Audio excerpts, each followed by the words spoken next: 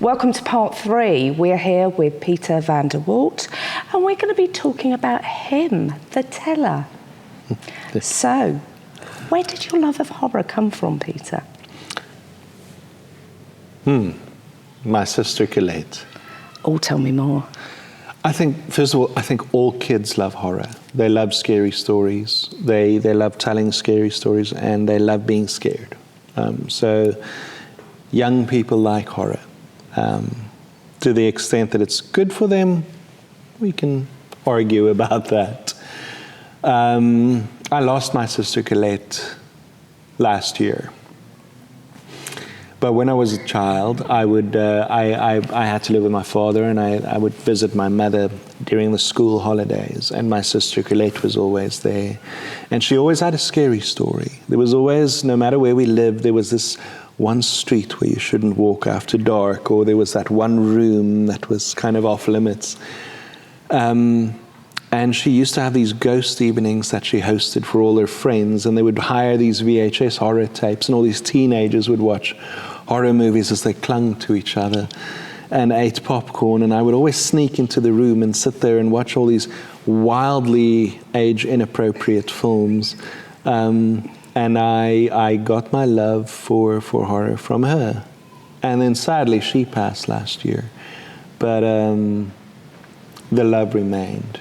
Oh, I love that. The love remained, so yeah. When did you know that you wanted to be a wordsmith, a storyteller, a teller of tales? I wrote my... I think I really knew when I got in trouble for it. Oh. I wrote my first novel when I was 8 years old. I still have it. It's rubbish. It's complete rubbish, of course, but that was the effort, and it was a complete story. I was always drawing worlds and inventing places and people and languages and things on pieces of paper, and it got me chased out of a lot of classrooms. And then I wrote stories that the people in my classroom would pay me to read, and the book would pass through the classroom and I'd be paid like 2 rands, which is nothing. It's very little money back in the day, as they passed the books around. And obviously this caused massive scandals, as my stories were fit for consumption for, very rebellious teenagers. So so I've been in trouble for it a lot. A lot of times parents of friends would read my things, and instead of saying, wow, this kid's talented, or maybe there's a problem, maybe we need to intervene, they rather took it as a sign that I'm damaged or dangerous in some way. Wow. And so, yeah, I got in trouble for it a lot. And that's when I realized, look, I do this for free for the rest of my life, whether I get paid or not. Don't tell anyone. Whether I get paid or not, this is something I will do no matter what. It's inevitable. I did give up on the dream of becoming a writer, because the dream was just too big, too wonderful. So I think you need to give up on that and get real about life. But then I continued writing, and I tried my hand sincerely at everything. I tried working for a bank, and there was a realtor at one stage, and there was a medical practice, and I've done all these things that I tried to do. Not the medical practice. I was like the little guy that carried the coffee, But I tried pretty much every job I could get: waiter, restaurant manager. I think I sucked at all of them. And I only got successful when, lo and behold, I started earning money through my writing. And that dream I gave up on ended up being my life. Wow. So I'm very happy and blessed and grateful for that. Are writers born or made? That's a very, very, very good question. Stephen King says that talent is a jackhammer and skill is a chisel. And you can build a sculpture using just a jackhammer, but it's going to be very difficult. And you can build a statue using just a chisel, but that's very difficult. I think there's a raw talent that you must have. And if you don't have it, you won't have it ever, no matter what. You can't go to college and become a writer. Having said that, raw talent is potential. And the problem with potential is that it's just that. It doesn't have to be realized. So you need to have a raw talent for it. But then you need a lot of training. Millions of words that you write to yourself. You have to suck for thousands of hours. You have to be terrible at it.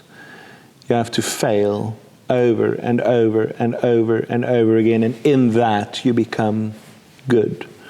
Or at least good enough to make a go at it. So it's a bit of both. A bit of both. And you cannot have one without the other. Anyone can put words together. Professionally, you're asked to write an email, give a presentation, do this, do that. But to be a writer in the sense of telling a fictitious story, to come up with the idea, to nurture that idea into a full story, to convey the emotions properly, to hook people properly, to have power in your words. That's not one skill set, that's several. And you need to train that. You need to have that, and then you need to train that. It won't work any other way. So tell me, coming from South Africa, do you tell tales in Afrikaans? A language is more than just a language and different words. It carries within it its own understanding of how the world is and what the world works like. I don't tell stories in Afrikaans because it's not mine. I was born in that culture, but my storytelling was never in that culture. It tells different stories, some of them quite good, but it's not me. A lot of the kids used to think I was very pretentious that way. English wasn't really encouraged in my house growing up, but English opened the world to me. And when I started reading, sometimes in secret, English works. It's like a light went on for me, and the world opened up, and I could tell those stories. There are cultural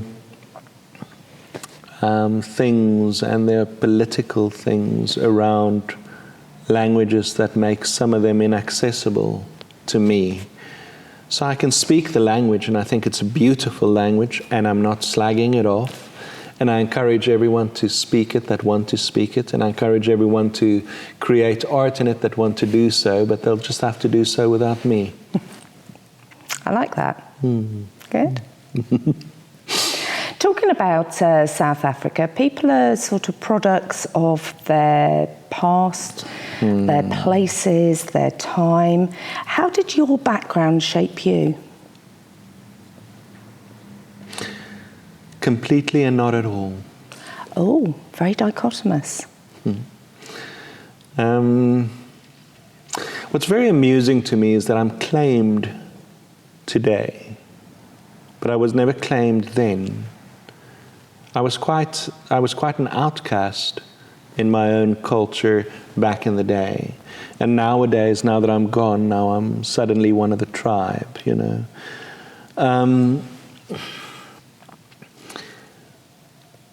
I think your personal experiences when you're young are very universal. A child doesn't learn that his parents are bad parents. A child learns that parents are bad when his parents are. A child's experience gets universalized because he believes that the world is what is presented to him. That's part one. And part two is individual experiences for a person, I think, are very intricately linked to the person they become. But social and cultural experiences, not necessarily. I had an interesting experience the other day when I reflected on my childhood, and I have the weird experience of experiencing my own childhood as exotic. Oh. Looking at myself back then where I was, the son of a used car salesman and a nurse, in the one-horse mining towns in the dying days of apartheid, to who I've become today as a person. And I struggle to bridge the gap between the beginning of that and where I am now. It's like the two don't reach each other. I never felt at home in my own background. I always knew I was meant for elsewhere. That didn't win me a lot of friends. Having said all that, culturally, the personal experiences, I think, yes, would very much shaped me. I mean, not so much the culture I was in. I had more in common with Ben Franklin or Thomas Jefferson than I ever did with H.F. Verwoerd. I wasn't a fan of the dour Calvinism of everything that was presented to me. I rejected it early on, and I found my refuge in English literature, which changed me. But my parents and who they were and what they were certainly influenced me. My mom, I think, gave me my talent for words, and my father gave me discipline to see things through. They both moved around a lot, and I managed to see a lot of places growing up. And what's interesting about that is it allowed me to see a wide variety of human experience and analyze it every time, experience it every time. And being able to put myself in other people's shoes might be a function of that. And then there's a certain stubborn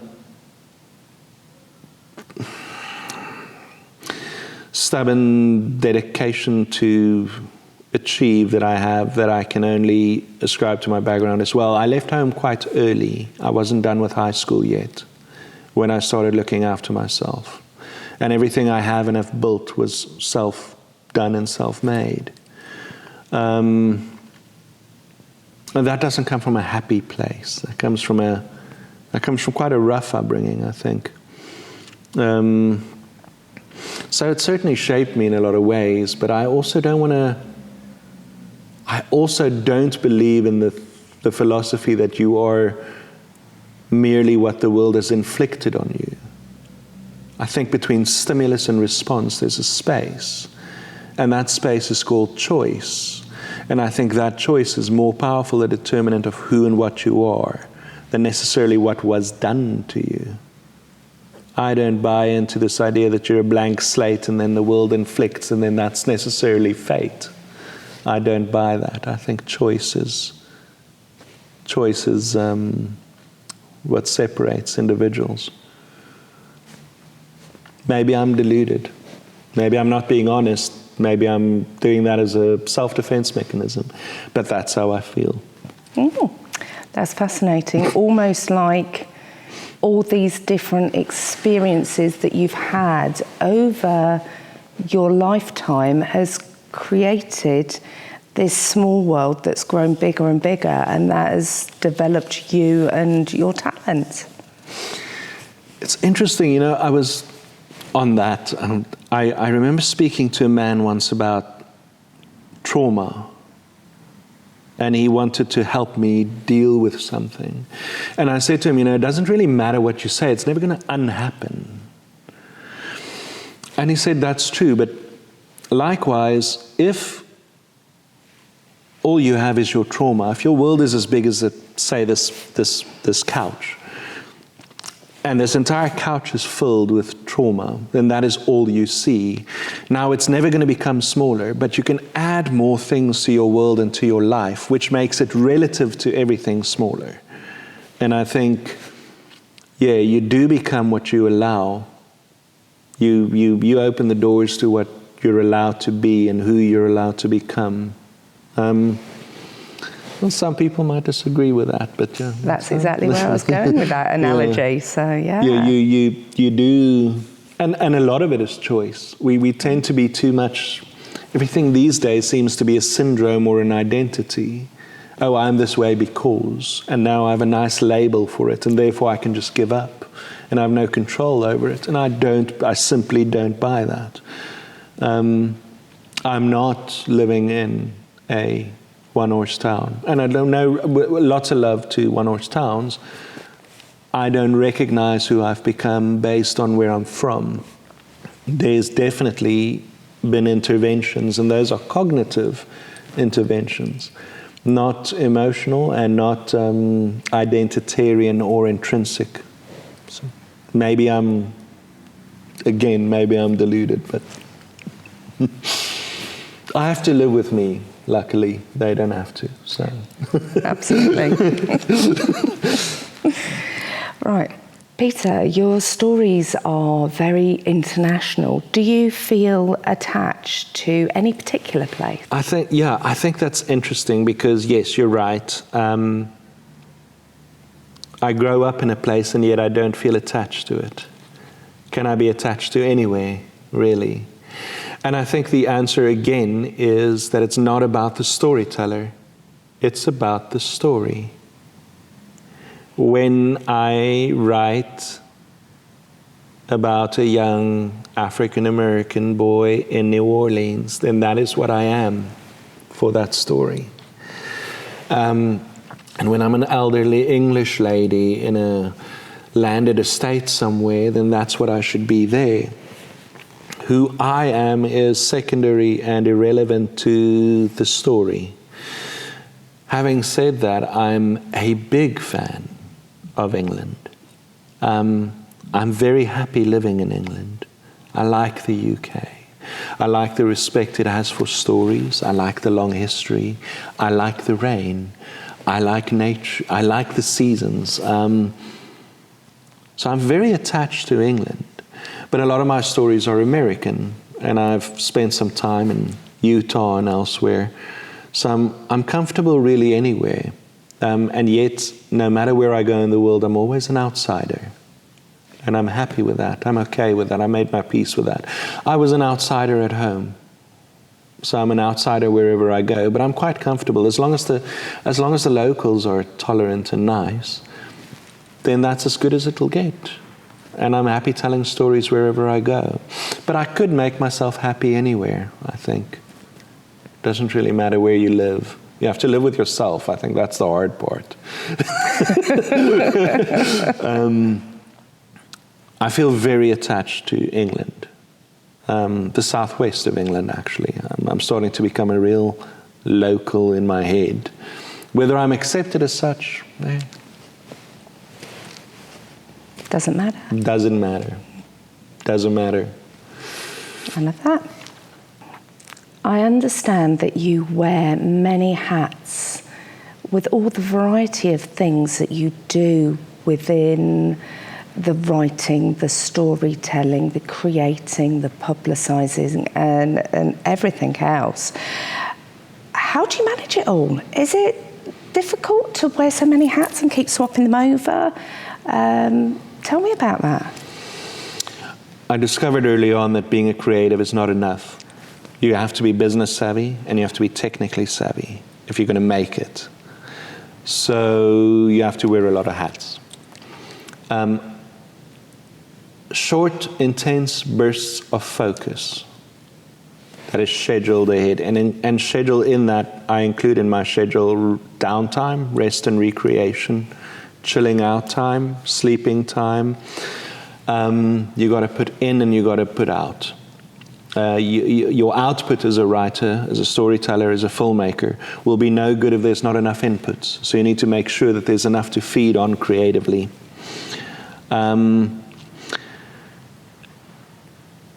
It's an elephant. You need to write the story, and then you need to create the product, and then you need to sell the product, and then you need to move the product. You need to make sure that the distribution is there and the logistics is there. But these are all discrete functions. You sit back, you plan the work, and then you work the plan. Oh, I like that. You simply sit down and you say, I have these things that I need to achieve and do. It's going to take these and these and these actions. The universe doesn't reward planning. It doesn't reward intellect. It rewards action. And so if you can break down all your plans and your desires and your objectives and the things you want to do, and you break them down into discrete actions, you put that on a timeline and you say, every week, Monday between these hours, we're going to focus on the business side and we're going to do X, Y, Z. And then we're going to write the book between these and these hours, and then we're going to do the movie bits between those and those hours, and then we're going to go for a walk and go to gym, and then you just lay it out, and then you follow the schedule and you just work. You're almost putting that plan in place to make your life easier for yourself, and you know that just tripping from one thing to the next, you don't have to think about it too much. It happens, therefore it comes together and the plan comes to fruition. Yeah. So it's also about the variety of activities. If all you do is write, you at some point you're going to lose your head because you're going to be trapped in fantasy land. You need to come out and face reality sometimes. There's a difference in writing a first draft and editing it. It's a different kind of activity. You cannot possibly sustain one type of activity the whole time. So it's about providing yourself with enough variety to do it. And then also planning it means you get to all the bits that you need to get to and you can live guilt-free.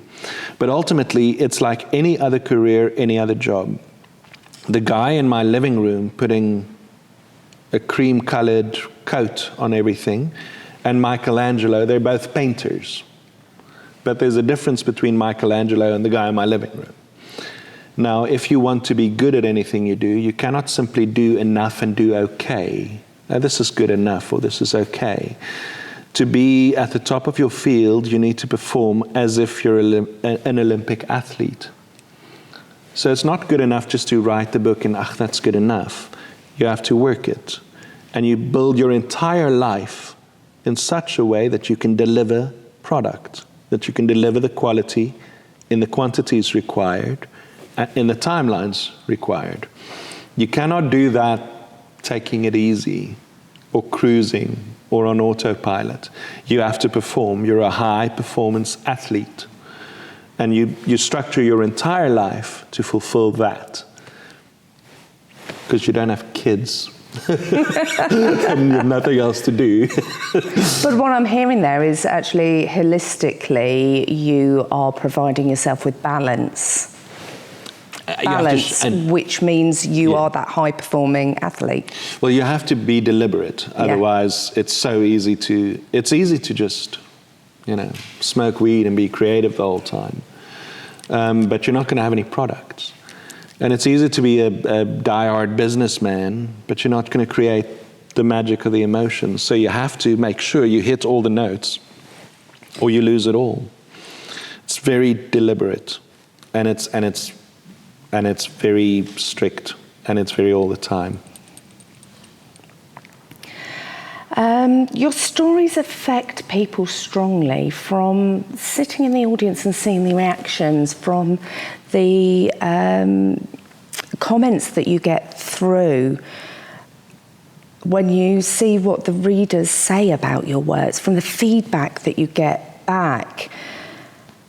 You must believe that your stories are powerful things. Does your belief in the power of stories limit or affect the kind of stories that you tell?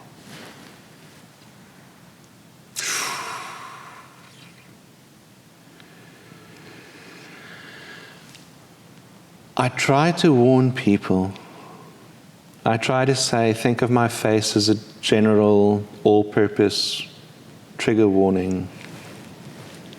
I think I write for psychologically robust adults. And I think it's important not to give my work to people who might be weak fragile or maybe too young. I'm not a fan of anything goes there. I tell stories that are quite intense, and I like to tell stories for people who want that intensity. But I'm very aware that it's not necessarily for everybody. Horror is a genre that doesn't appeal to everybody, but there are fans. Sci-fi is the same thing. There's people who like certain genres. I try to tell intense, active stories for people who like those fields, and I do so without holding anything back and giving it my all. I am moved when I see feedback, and what's interesting to me about the feedback sometimes is that what I put in is not what people get out. I'm sometimes surprised by what people find in my work, and I'm like, but I cannot honestly say that's not in there, because they got it from there. Yeah, I am conscious that the pen is mightier than the sword. And you're kind of asking if I'm wielding it responsibly, and I don't know if I can truthfully say yes. I just tell the stories, and I hope that they land well and people are strong enough to handle them. I don't hold back. Maybe that's something I need to think about. Maybe I'm being too brutal. I don't know. Maybe that's what the reader likes. I think there is a fan base that would go for that, yeah. I think there's some of my readers enjoy that and appreciate that.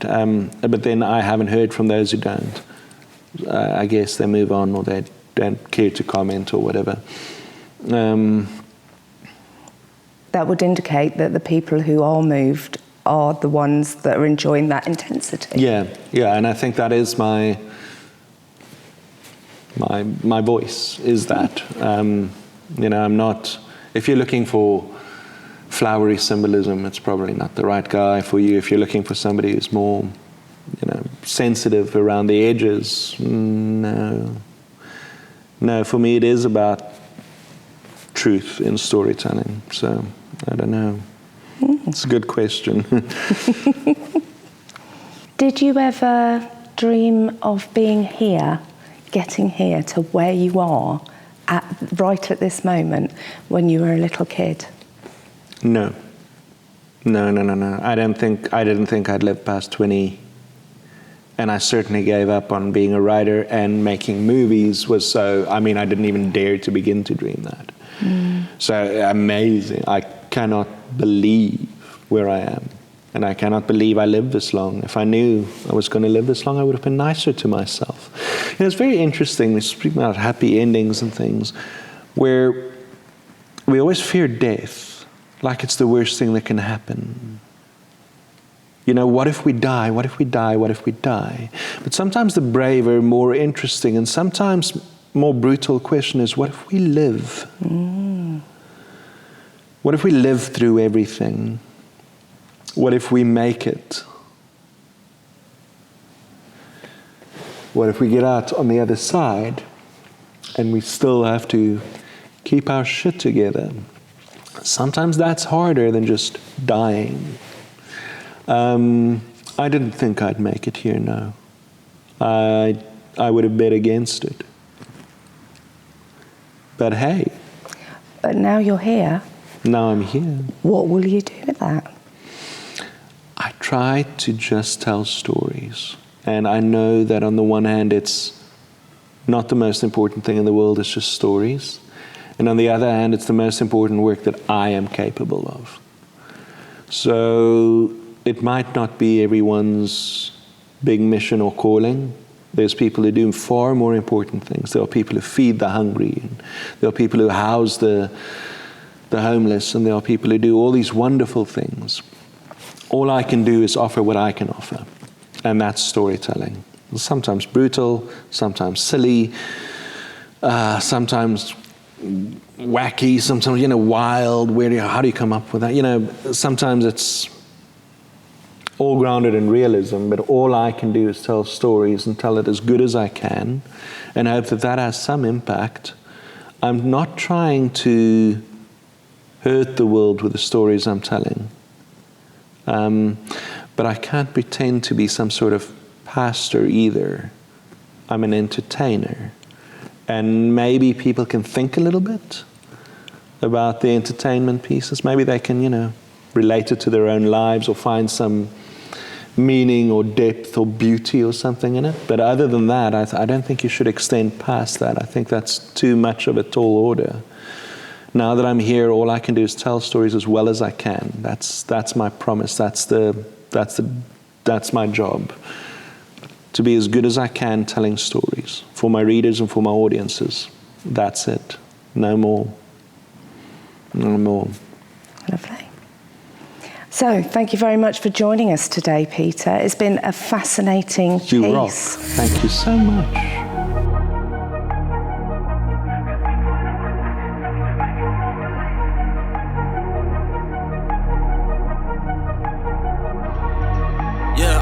Dreaming, gotta keep going, yeah, gotta keep pushing, gotta keep breathing, yeah, gotta keep working, yeah, at least for the moment, it's out with a million, and I want my mansion, so my family knows that, we are set for life, yeah, ain't nothing that's gonna take over, shit, know when they gonna take it, but I grab it, I'ma have it, I've been good to my habits, so I gotta do it, man, I gotta know madness, cause I've been really putting, man, I want my status, damn, they gonna see that I do this, they gonna see that I did this, though, now they say, oh shit, I can't do the same when you kidding, bro, cause I spend my time just working, but I spend my time just grinding, but I spend my time in the studio with these lyrics, just fortune all these diamonds, cause I made it from far, and nobody believed it, but I showed them what I was, it's sure.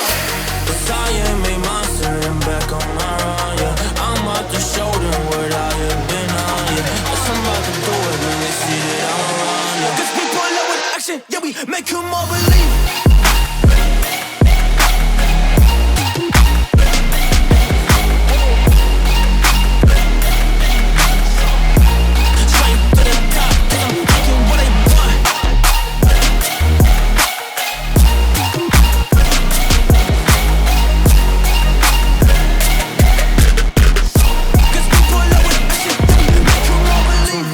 Nothing, they told me I was a kid that never will complete it, never do just all these things. But they don't even know me, they don't know what I can bring.